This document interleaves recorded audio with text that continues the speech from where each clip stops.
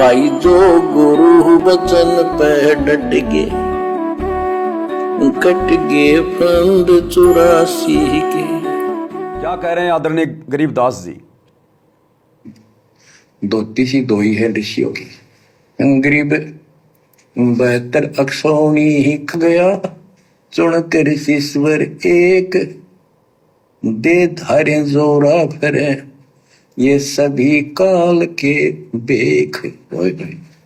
ये है काल के, ये चलती फिरती मौत थी, जोरा मौत या जोरा दे धारे जोरा करे, या शरीर मानव शरीर में या मौत करे, ये ऋषि, ये सभी काल के भेख। 72 अक्षौणी खा गया, चौनक ऋषिश्वर एक। ऋषिश्वर सर्वश्रेष्ठ ऋषि माना जाने वाला, उसके लिए कर्म। बच्चों, काल को कहां तक जीतोगे तुम ऐसी? अब काल को कहां तक जीतोगे तुम ऐसे? इसने ऐसे ऐसे ऋषियों को नहीं बख्शा। और गुरुदेव क्या समझाया फिर परमात्मा ने? इस कथा का क्या सारांश है, क्या रहस्य है? ये आप और हमने निकालना पड़ेगा। अब सतगुरु रामपाल जी का जो प्रयास था वो केवल ये था, शास्त्रों का निष्कर्ष निकाल के देना। सतगुरु रामपाल जी हमें अपने सत्संगों का निष्कर्ष निकाल के नहीं देंगे। गुरुदेव के सत्संगों का निष्कर्ष तो हमने खुद गुरुदेव से सद्बुद्धि की भीख मांग के, गुरु को प्रसन्न करके अपना ज्ञान योग खुलवा कर आप और हमने निकालना पड़ेगा।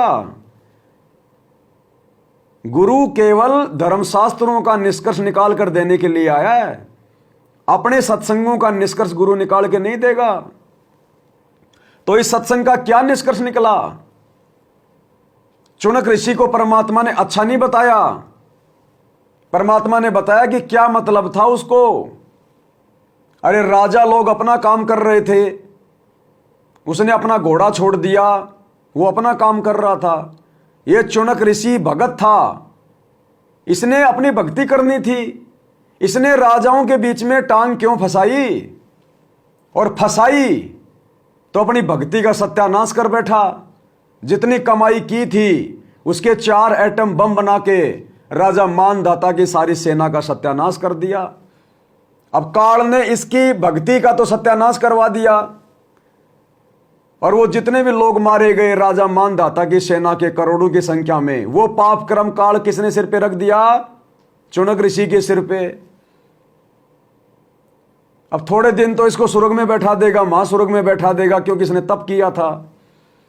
और जितने लोग इसने मारे उसके प्रतिफल में फिर इसको कुत्ता बनाएगा।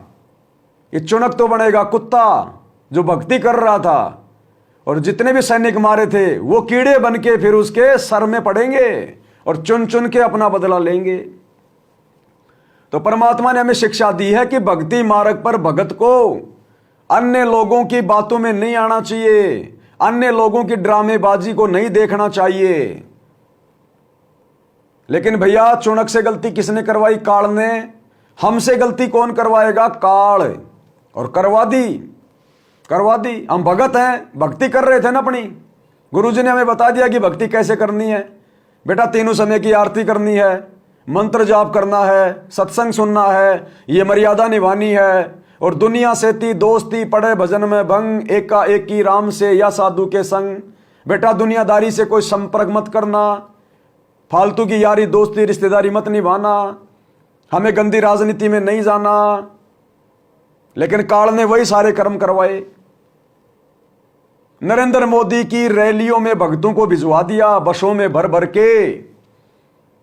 अरे ये राजा अपना काम कर रहे हैं, उसको हारना है या जीतना है, लड़ना है नहीं लड़ना है, कहां रैली करेगा क्यों नहीं करेगा, वो राजा का काम था। हम भगत हैं, हमारा और राजा का 36 का आंकड़ा है। हमारी क्रियाओं में और राजाओं की क्रियाओं में 36 का आंकड़ा है। जगत का और भगत का 36 का आंकड़ा होता है। कबीर इष्ट मिले और मन मिले, मिले सकल सब रीत, कहे कबीर वहां जाइए जहां रह संतन की प्रीत। क्या नरेंद्र मोदी की कोई भी बातें हमारे से मिलती हैं? नरेंद्र मोदी का इष्ट ना जाने कौन है, वो तो कितनी जो है वो पूजा करता है। नरेंद्र मोदी का मन भक्ति में नहीं, हमारा मन भक्ति में है। इष्ट मिले और मन मिले, मिले सकल सब रीत। उस नरेंद्र मोदी की और हमारी रीति रिवाज परंपरा बिल्कुल नहीं मिलती है। वो मंदिर में जाता है, मस्जिद में जाता है, त्योहार मनाता है, राजनीति करता है, हम नहीं करते। तो गुरुजी ने तो हमें ऐसे लोगों के संपर्क में रहने से, उनकी रैलियों में जाने से मना किया है जिनके साथ हमारा मन नहीं मिलता, इष्ट नहीं मिलता, हमारे नियम नहीं मिलते। लेकिन काल ने जैसे चुनक ऋषि को ठगा, ऐसे ही काल ने गुरुजी के परिवार के माध्यम से लाखों की संगत को ठग लिया। 2019 में कांग्रेस की गोद में बैठा के, 2024 में बीजेपी की गोद में बैठा के, नरेंद्र मोदी की रैलियों में भक्तों को बसों में बैठा के, गर्मी में उड़ती हुई धूल मिट्टी के समय धूल फुकवा के, इस प्रकार ठगता ये काल। अरे गुरु और कैसे समझाएगा, सीना फाड़ के बताएगा क्या? फिर ये 30 साल से अनमोल ज्ञान देने का क्या मतलब, अगर हमने ज्ञान के अनुसार चलना ही नहीं है तो। इसलिए परमात्मा सत्संगों में रोता है कि ये संसार विघन की घाटी, कोई निकलेगा बिरला सूर, कि इस काल का षड्यंत्र बहुत भयंकर है। तो भाई और बहनों, इस षड्यंत्र से यदि कोई बच पाया है तो केवल सत्सेवक भाई बहन बच पाए। और अभी भी मौका है, अभी भी कुछ मौका है। जब तक गुरुदेव हिसार जेल से बाहर नहीं आ जाते हैं, क्योंकि परीक्षा चल रही है, और परीक्षा के समय में मान लो बच्चे ने कोई गलत आंसर लिख दिया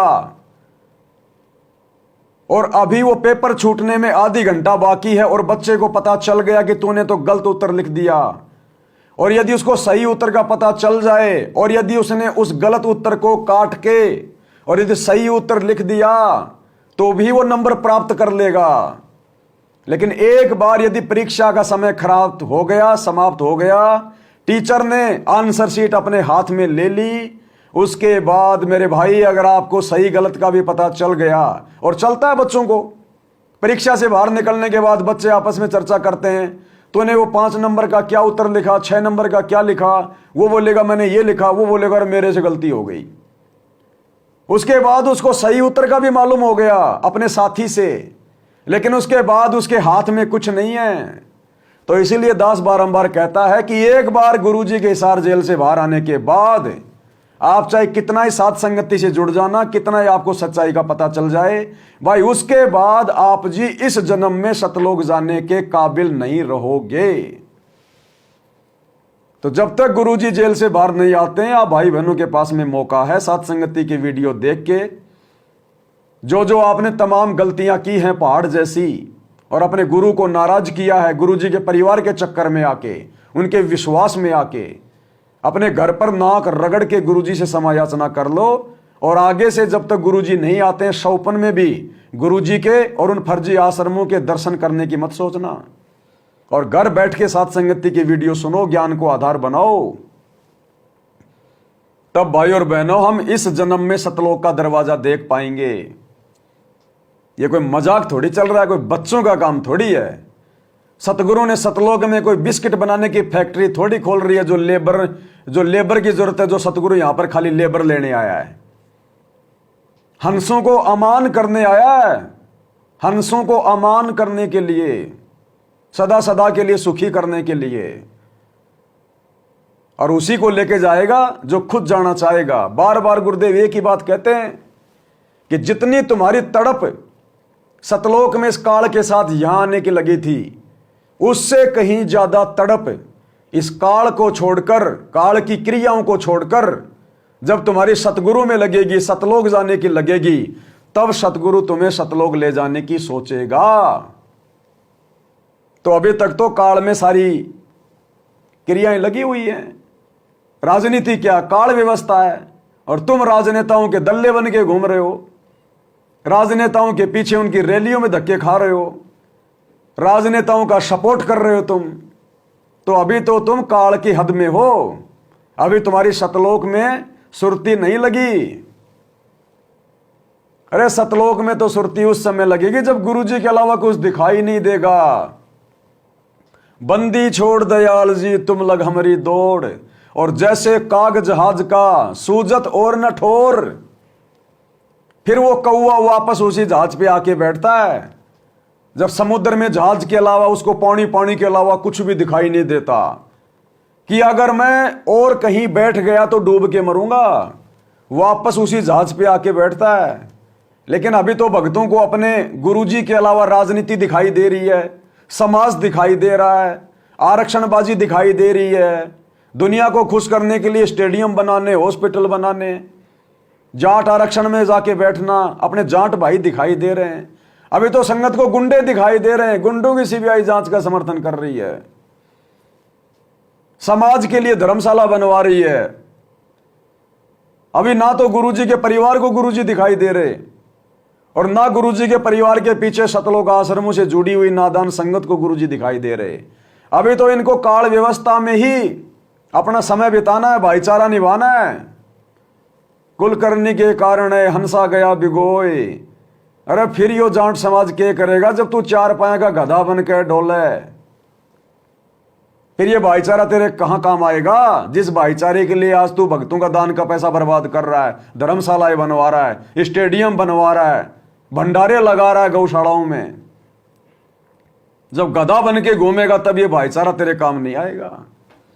तो सत्सेवकों पे परमात्मा ने दया बख्शी है और अजब गजब की दया बख्शी है। और इस सतगुरु की दया को यदि सत्सेवकों ने भी हल्के में ले लिया तो भाई और बहनों, ये परमात्मा किसी का सगा नहीं है, कर्म की सजा यही देता है सबको। काल तो केवल नौकर है, नौकर। अरे पुलिस वाले पिटाई करते हैं ना, लेकिन वो कब करते हैं और किसके करते हैं? जब जज उसको आदेश देता है। सजा कब होती है? जब जज आदेश देता है। तो ये पुलिस वाले तो नौकर हैं, तो ये काल ये तो नौकर है। ये कर्मों का हिसाब किताब धर्मराज को परमात्मा लिख के देता है, किसकी कितनी पिटाई करनी है, कौन कितने दिन नरक में रहेगा, कौन कितने दिन गधा कुत्ता सुअर बनेगा, किसको मनुष्य जन्म मिलेगा। तो वही परमात्मा आज हमारे गुरुजी के रूप में है। अभी आंखों के ऊपर जाड़ा फिरा हुआ तुम्हारे, तुम्हें दिखाई नहीं दे रहा। और ये पक्षपात नहीं करता बिल्कुल भी। अगर धर्मराज भी पक्षपात कर दे तो उसको भी सजा देता है ये परमात्मा। फिर ये आज कैसे पक्षपात कर देगा? जो जैसी भक्ति करेगा वैसा ही मिलेगा। जिन हरि जैसा सुमरिया ताको तैसा लाभ, ओषा प्यास न भाग ही जब लग दसे न आब। तो अभी तक तो जो तुम गलतियां कर रहे हो ना हल्के में लेके गुरु को, अभी आने वाले समय में जो फसल तुमने बोई है भक्ति मार्ग पर, जब काटने का समय आएगा तब पता चलेगा गुरुजी कौन है। तब पता चलेगा कि अपने सम्मन जैसे भगत के लिए 3 कोरड़े खाने वाला भी यही सतगुरु रामपाल जी है, और अपने प्रहलाद जैसे भगत के लिए हिरणाकुश की छाती फाड़ने वाला भी यही सतगुरु रामपाल जी भगवान है। तो आने वाले समय में जब विनाशकारी समय आएगा, युग परिवर्तन का दौर, आज मर्यादा में रहकर गुरु को इष्ट मानकर भक्ति करने वाले सत भक्तों के लिए परमात्मा काल के कोरड़े खाएगा, आप और हमें बचाएगा काल के कहर से। और आज जिस प्रकार से आश्रम से जुड़े भाई बहन बात बात पे मर्यादा तोड़ रहे हैं, तो भाई हिरणाकुश की तरह जब काल छाती फाड़ेगा ये परमात्मा कुछ नहीं करेगा। विचार कर लेना इन बातों पे। ये कोई मजाक नहीं चल रहा, कोई बॉलीवुड की मूवी नहीं चल रही है। भाई जो गुरु बचन पे डट के कट गे फंद 84 के, कट गे फंद 84 के, कट गे फंद 84 के।